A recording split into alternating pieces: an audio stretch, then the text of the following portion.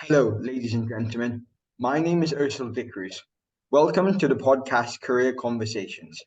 The aim of the show is to help students choose from different career options.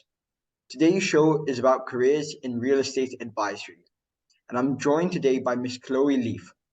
Miss Leefe has many years of experience working at Ackroyd & Co. as a director. Thank you for joining me today, Miss Leefe. Pleasure. Hi there. And without further ado, let's take a deep dive in today's topic. So, what would someone in your profession generally do? So we are a fully independent boutique property advisory firm, and we specialize in residential acquisitions, property acquisitions in prime central London for high net worth individuals and ultra high net worth individuals. We also do high-end rental searches for anyone who's sort of coming inbound and they don't quite know where they want to be.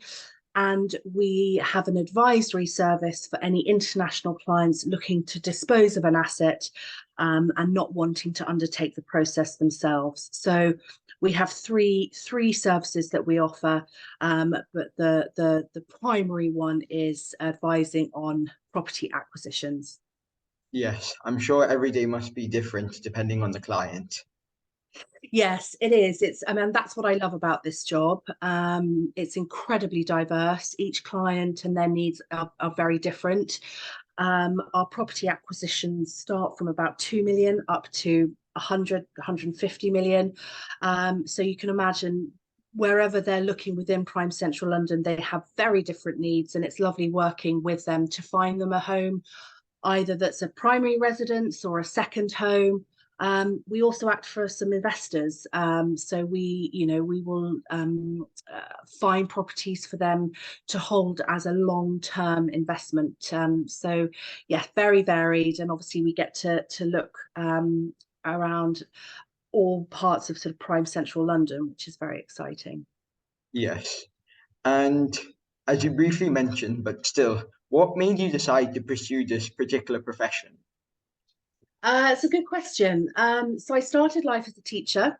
After I left university, I did a postgraduate in teaching, and I decided I wanted to branch out a little bit more into the sort of more corporate world. Um, I started on the sales side, and actually, a lot of buying agents in my shoes typically start on the sales side. And I never felt quite at home in that position. It's obviously much more sales focused, much more you're obviously working for the vendor on the sales side, getting the highest possible price, and not necessarily always being transparent about what you're trying to sell. It's not a dirty side of it, but I never felt quite right. I always felt like a warts and all approach, and giving buyers complete transparency was something that I felt much more comfortable doing, advising rather than selling. But it is a very good stepping stone going into the buying side. I think if you haven't earned your stripes on the sales front, then it's harder to understand the nuances in the market, how agents operate, and how you can, work with those skills, knowing what they're like and using them to your advantage. So most typically people would start on the sales side. And I was a sales agent for about 15 years. Yes, I'm sure that the transitions between the fields must have been quite smooth. Yeah, they were. They were actually because well, as I said, I was doing it for 15 years. So I had been doing it for a very long time. I was a director for an independent agent in Kensington, in London. And a lot of the property that we now acquire on the buy side is in that sort of area.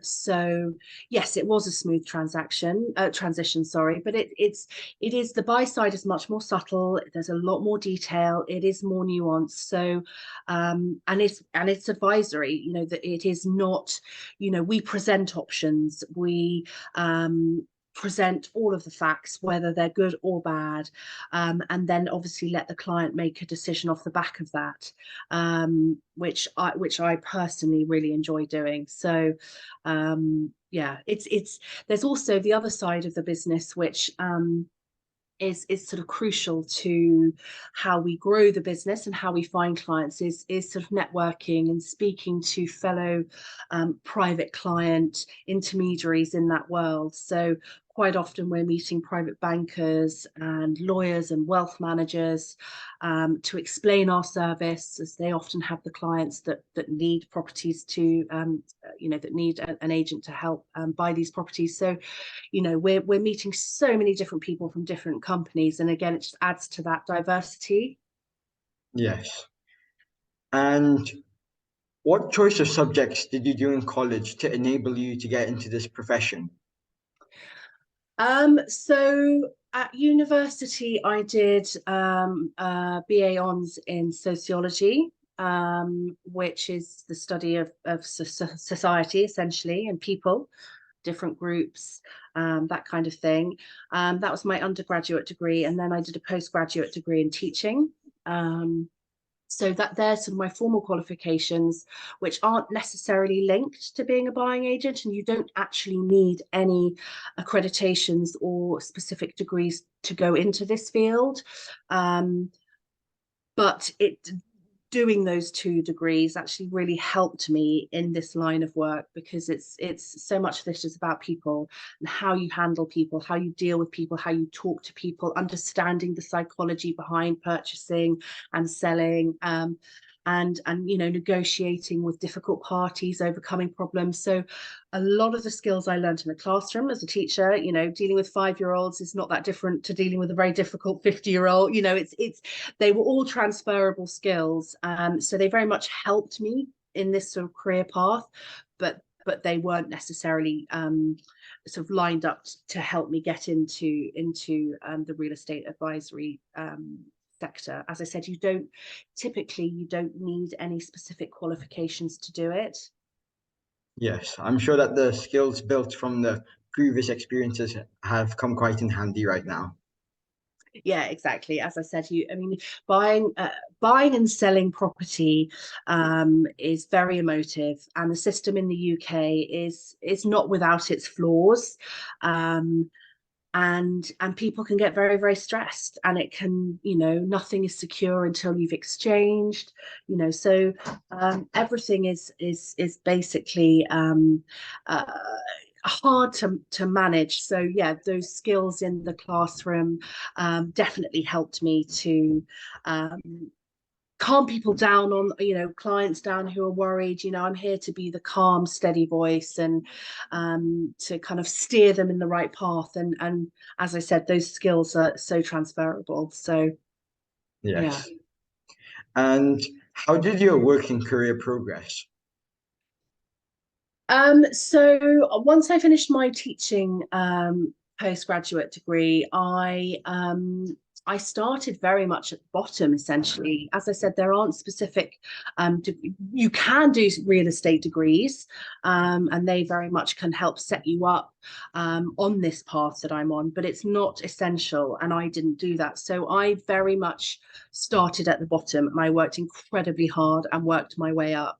So I started off for a very high-end estate agency in London, as an admin support when I was 25, 24. And I worked my way up. I then moved on to the sales side as a negotiator, so helping vendors to sell their properties. I did that in Holland Park in West London. And I then moved to a different company as a senior negotiator. I then moved into a management role. I managed an office for 11 years.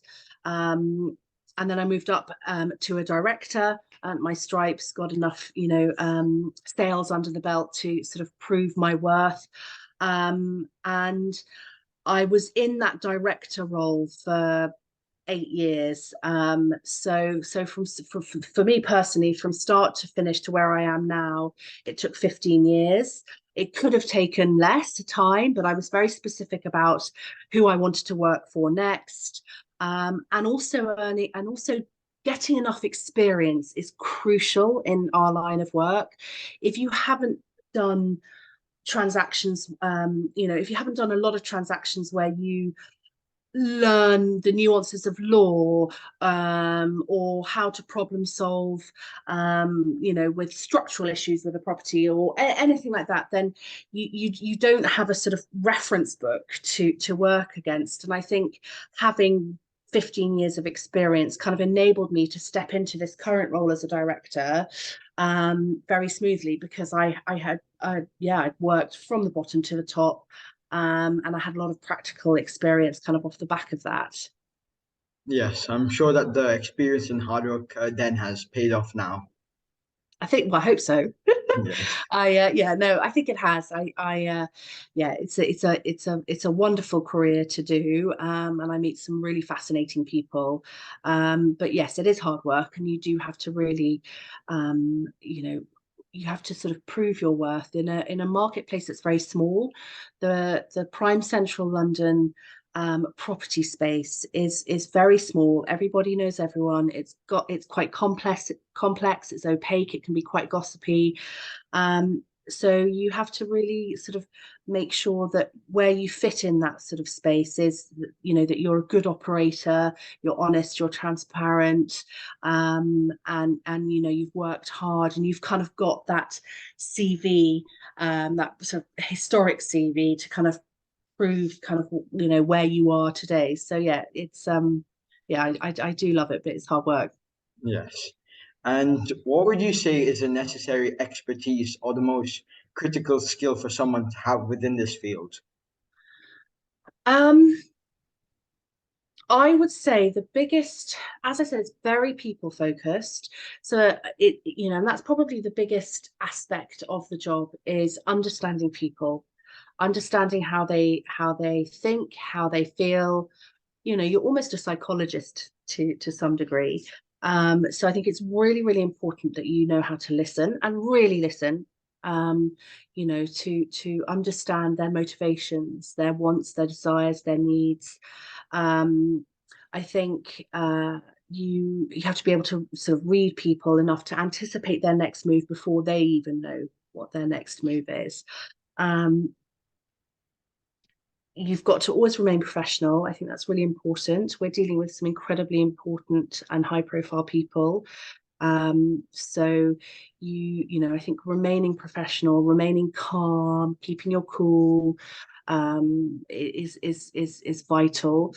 And yeah, as I said earlier, it's a very emotive process. So it's just really understanding, having that empathy, having the skill set to take the information that you have, and sort of apply it properly. And when you need to bring in the right people into any sort of transaction that we do. So I think yeah, and being quite ambitious. I think you have to be quite ambitious. You have to be quite assertive. Quite often we're having very difficult conversations with solicitors or with clients or with agents. Things can go wrong, and you've obviously always got to protect your client, or protect our clients. So you have to have some very difficult conversations sometimes. So it's not the kind of role for someone who is afraid of confrontation. I'm not saying you need to be aggressive or anything like that, but I think for anyone who doesn't like to problem solve, or be a little bit more assertive when they need to be, then it's perhaps not the right Yes. choice for them. Yeah, I'm sure that the small details are very critical and key in this particular field. Yeah, very much so. We don't whitewash over anything. When a client identifies a property that they want to buy, we have to look into the minutiae of everything, of how the property, the planning history of the property, the pricing history of the property, what values on the street do, what your neighbours are like. You have to really dig deep into the specifics of every property for each client. So yeah, attention to detail is really, really important. And if you don't have that naturally, then that's something you would really need to teach yourself, because you can't, there's no room for error, really. You have to kind of be on your A game all the time. Yes. And if someone were keen to go into this field, what words of advice would you give them? Um, get practical work experience as much as you can. I mean, obviously, that you can do degrees and you can do qualifications that can obviously help you in this field, but there's nothing better than getting out to the coalface and really understanding how the property market works in the UK, because it's very different in every part of the world. And the New York property market will be very different to the prime central London property market, which will be very different to the Dubai market. Like they're all so different in their own ways, and I think getting out there and getting that experience is crucial. So I would suggest shadowing sales agents, getting work experience. If you know of anyone that has, is a sales agent in Chelsea, Notting Hill, go and ask to shadow them for a week and understand the process, understand how offers are generated and put forward, how you deal with the conveyancing process, all of those kind of things. I think getting that face-to-face experience is really important. And I would just listen and learn from more established operators and agents in the market, whether that's on the buying side like us or on the sales side. The people who've been doing it for 20, 30 years and are still operating, they're still there because they do a good job. So speak to anyone, any contacts that you have in the property field will be able to kind of point you in the right direction of who to speak to. And I would interview them, I would shadow them, do that practical work experience, and just, yeah, and if you're if you're wanting to go into a specific area, certainly on the residential side, if there's a certain part of London that you really want to work in, go and pound the streets, go and walk in those areas and really learn how that community lives and operates, and sort of I remember when I first started out and I did a North London search, I didn't know North London as well as I knew prime central London, because we do go up to the Hampstead area. And so I would just spend hours walking up and down these specific streets, looking at, in the evenings, going to the restaurants there, sort of listening to the locals and just absorbing everything sort of around that area. And it really helped me to understand how that market operates, how those people kind of live and breathe in that space. And I think that's crucial. So obviously, as I said, these sort of qualifications can help, but for me it's that practical experience that I think is crucial. And I'd be obviously very happy to help in that way if that's useful for you at any point. But yeah, that will be the quickest way of picking it up and seeing whether or not it is the kind of field that you would want to go into. Yes. I'm certain that the viewers would have found this very helpful. Thank you for your time. Pleasure. And thank you for the viewers for watching.